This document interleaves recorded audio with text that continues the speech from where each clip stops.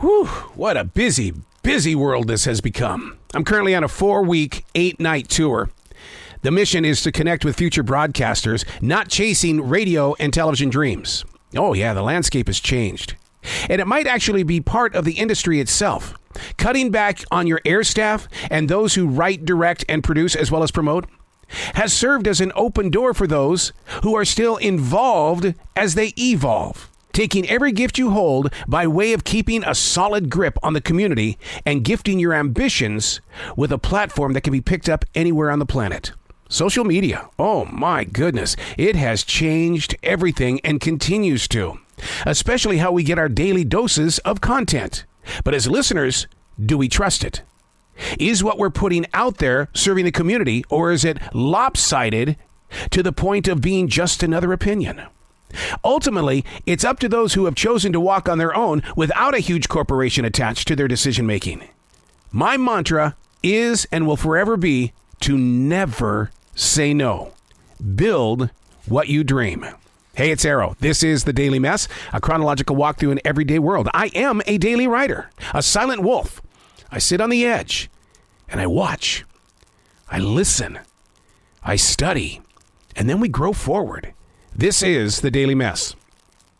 I meet the most down-to-earth, real people on a daily basis. Hearing their story has always been quite inspiring to my soul. Not to compare notes, but rather listen to their journey. We've all been given a path to not only follow, but to plant on the planet. How many stories go untouched? Nobody took the time to listen, to embrace, and or help change.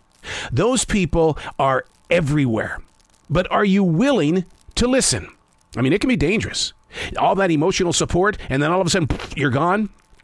Once you make the connection, the goal isn't to become the BFF, but rather make it a moment of time, a place of receiving what they've been living, then allowing it to move through you to reach other people. We all know someone. People ask about that all the time. Do you know someone who can do this? Do you know someone that has done this? We've eased up on knowing someone, mainly because we don't have any more room for a BFF.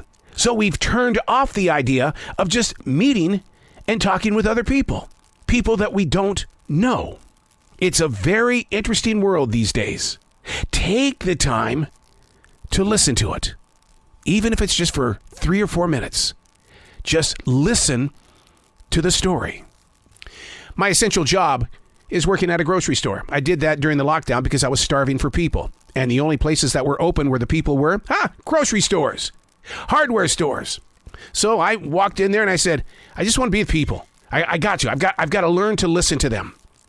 Being in the radio business for 44 years, we envision people, but we're not really with people. But at the grocery store, I'm with people. And to hear their stories, to build upon their paths. And we are trained, one thing, when that guest comes into the store, we don't know what's going on in their life. Their reasons for coming to the store could be to pick up that high, that little bit of a rush, to be in a community.